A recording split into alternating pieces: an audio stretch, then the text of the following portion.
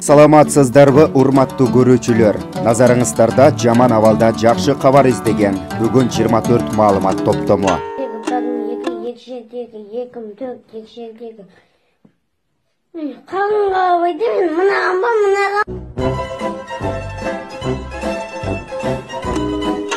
Assalamu alaikum, урматтуу кыргыз элим. Барыңыздарга ден соолук, үй бүлөңүздөргө ынтымак. Ушул учурда эң биринчи ушул келген жаман оорудан шыпасы табылып, эч ким оорубасын деп ушу Кудайдан тиленер элем. Мына ушул оору келгенден кесепетинен бардык нерсе да токтоп калды. Мына жаз жарыш, күз күрөш дегенде, жаз келгенде талаачылык жумуштарыбыз токтоду. Андан башка дагы иштеп аткан иштердин баары токтоп. Көпчүлүк адамдар бир айга бир даярдап койгон азык түлүктөрү дагы азайып кетти. Айлыктан айлыкка жашап аткан адамдар дагы ичинде кыжалат болуп, бушайман болуп, мындан аркы жашообуз дагы кандай болот экен 1-2 айдын ичинде деген болуп, өздөрүнчө жашоолорунда бир кыйынчылыктар пайда болгон сайын колунда барлардан, өзгөчө атка минерлерден, мына ушу өнөр посттордон, депутаттардан, чиновниктерден жардам сурай башташты. Биз өзгөчө үмүт кылганыбыз, бизди мамлекетти башкарып аткан, парламенттик башкаруу боюнча биз көпчүлүгү депутаттарга көңүл бурат экенбиз. Ушулар жардам берет, анткени ушулар чечет биздин келечектеги жашообузду кандай болушун, тездикте ушул нерсени кандай чечет экен деп үмүт кылып атканбыз. Каникулдан кийин кайра кезекси жыйынга чогулганда элдин баары сүйүнүп, мына эми көйгөйлөр чечет окшойт экен десе, көрсө ал күн 1-апрель экен. Бир туугандар, 1-апрелде дагы кимдин партиясынан министр болот деп чогулган сыңарында эле элге сезилип калды. Ошондон кийин кайра эл кайрадан бушайман. Мен ошол элдин арасында бир атуу катары өзүмчө ойлонуп, анчалык көп жардам бере албасак дагы бир жок дегенде сөздүн акысын берип коелу, бир идея айткым келди, бир ой айткым келди. Азыркы учурда тез аранын ичинде Кыргызстан боюнча жалпы ушул маселени чече турган мен бир жакшы бир идея, бир жакшы ой таптым. Ошон үчүн аргасыз мен ушул биздин Кыргыз Республикасынын президенти урматтуу Сооронбай Шарипович президентке кайрылгым келип турат. Урматтуу президентибиз Сооронбай Шарипович, мен сизден өтүнөм. Тез аранын ичинде чечиле турган маселе бул сиздин жардамыңыз керек болуп атат. Сиз тез аранын ичинде парламентти таркатып, кайра 1 айдын ичинде парламенттик шайлоо болот деп эле коюңуз, болду.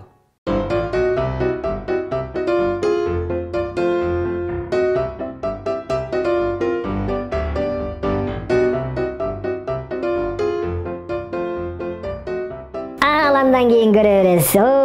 Ой, жанагы жашын жаткан депутаттардын баары өздөрүнүн бүт шайлоо округуна элдерине кетишкен. Баары жардам берип башташат ширкин. Өзүм дегенде өгүздөй күчүм бар дегенде бул жигиттер эл үчүн деген дешет, бирок өзүм дегенде кыйында бул жигиттер. Маскабы, маска десең маска, каска десең каска.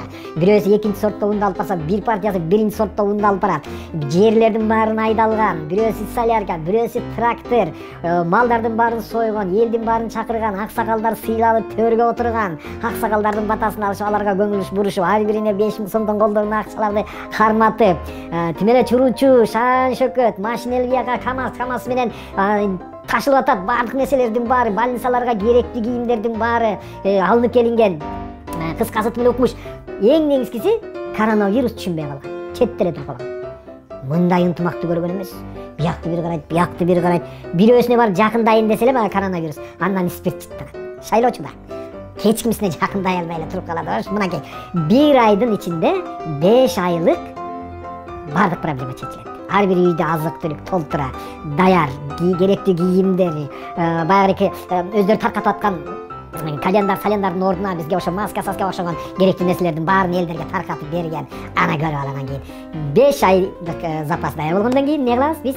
Андан кийин эле президентибиз бир себептер менен шайлоо өзүнүн убагында өтмөй болду деп койсо, болду, биз кайрадан үйгө кирип кетебиз. Жан баштап жаткан сонунда деп кыргыз кыялданып, кийинки шайлоого чейин жата беребиз. Ушинтип кыймылдатпасак кыйын болуп калды окшойт. Эл үчүн деп аткан депутаттарыбыз эл үчүн деген эмес, өзүм үчүн дейт окшойт көбүрөөк. Анткени эл үчүн десе, эмгиче бир нерсе кылат эле да. Кадырман мекендештер, бүгүнкү күндө дүйнө жүзү, анын ичинде сүйүктүү мекенибиз Кыргызстан да коронавирус илдети менен күрөшүүдө. Мамлекеттеги ар бир жарандын ден соолугу үчүн ак халатчандар, тартип сакчылары, журналисттер, аскерлер жана башка бир топ кызмат өкүлдөрү өз өмүрлөрүн тобокелге салышууда. Аларда да үй бүлө бар, алар да жашоону сүйүшөт. Бирок биздин ден соолугубуз үчүн алар өз өмүрлөрүн күн түн дебей тобокелге салышууда. А биз алар үчүн үйдө бололу. Жаргоргон айылынын тургуну Айдосов Көкөнекенин баласы Айболот Абдрахманович Ишанов айыл өкмөтүнөн антип помощь таркатып атат. Кыздар, биздин кыздар саздап атышат.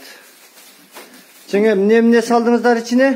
Айтың. Макарон салдык, кожук салдык, пипочка, сары май салдык, нан, 5 туктан нан. 5 туктан нан, а? Сары май. Коржиги бар экен. Макарону бар экен 1 килограмм. Ушундай жигиттерибизге Аллахым дагы бере берсин. Рахмат чоң. Алланын ыраазычылыгы үчүн таркатып атат ушу жигиттер дагы. Амин. Сиздерге дагы ишиңизде бир баарын берсин. Ушу бизге окшоп сиздер дагы көп бала болуп, бала чакал болуп, сыйлап жүрөрүңүздөр. Рахмат. Амин, айтканыңыздар келсин. Алла Таала. Sen de hacirge bargarlık olsun, tamamına birge var. Aytkanыңыздар келсин. Allah'a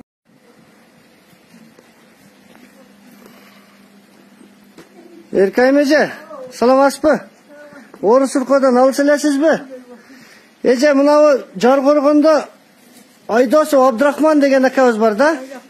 Ошонун баласы Айболот Абдрахманович, журналист. Ошо кичине сизге жардам кылыптыр. Наны бар, сары майы бар, макарону бар. А? Жакшы дуа кылып эже, а? Şu неме кылып коесуз?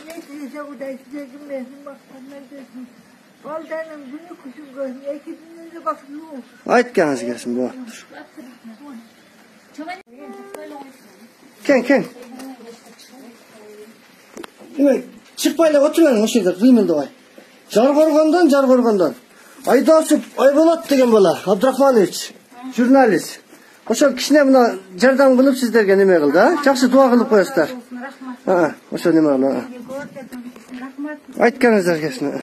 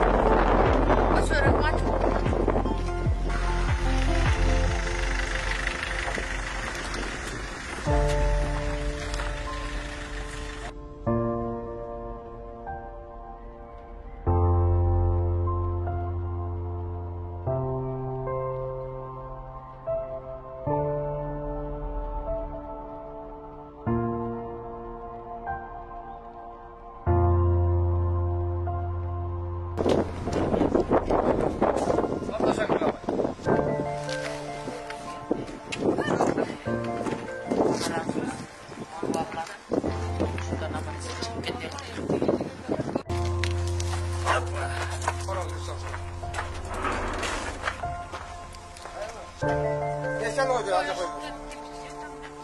Su jeri koymadı da. O beşe koymuş. Assalamu alaikum, урматтуу Отсадыр айлыбыздын тургундары, дагы бир жаңылык менен бөлүшөлү деп турабыз. Барыңыздарга белгилүү могул 2 жылдыз кафесинин жанында бизде навайкана бар, азыркы учурда иштеп атат, нандарды сатып. Бул жерге бир себет коюп койгонбуз. Бул себетти койгонубуздун себеби азыр ичинде 2 нан бар. Муктаж адамдар келип ушул себеттеги нандан алып кетсе болот. Нанга муктаждар. Ал эми эгерде кимдегин 1,5-4 нан алып туруп, 2 нанын себетке таштап койсо, Аллахын ыраазычылыгы үчүн ошо муктаж адамдар ушул себеттеги нандар бекер. Ушуну бүт группаларга таратып коюңуздар. Нан керек болсо ушул навайкананын алдынан келип себеттеги нандан алып кетсе болот. Ал эми нан алып сатып алып, ушул себеттин ичине салып койсоңуздар дагы болот. Ошол Отсадыр 2 жылдыз кафесинин жанында навайкана. Баарына жеткизип коюңуздар. Ассаламу алейкум. Капа болдуңузбу? Капа болбоңуз. Бул дүйнө капа болууга арзыбайт. Ар дайым күлүп жүрүңүз. Күлүп жүрүү сизге жарашат. Сабыр кылыңыз.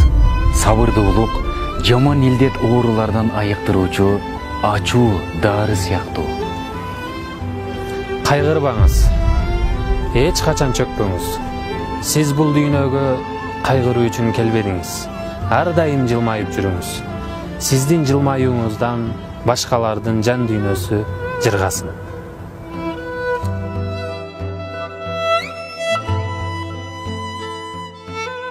Бир нерсеге муктажсызбы?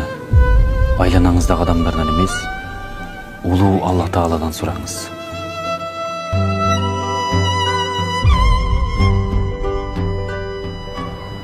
Капа болбоңуз. Көңүлүңүздү орутпаңыз. Достук жылуу мамилеңиздерди үзбөңүздөр. Бир мүнөттө 70 жолу соккон жүрөктү бир ооз сөз жаралаган болсо да, ал жүрөгүңүз үмүт менен согуп жатканы өзүнчө бир кубаныч го. Согуп жатат. Абалыбыз мурдагыдай болбосо да, жүрөгүбүз согуп жатат. Ошондуктан кайгырбаңыз. Ар дайым жылмайып жүрүңүз.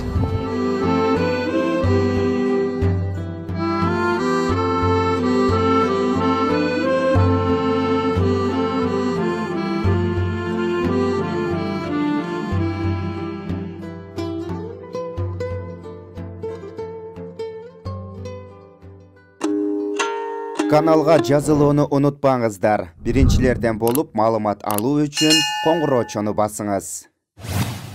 Дайыма ден соолукта болуңуздар. Сиздер менен бүгүн 24 маалымат топтому болду.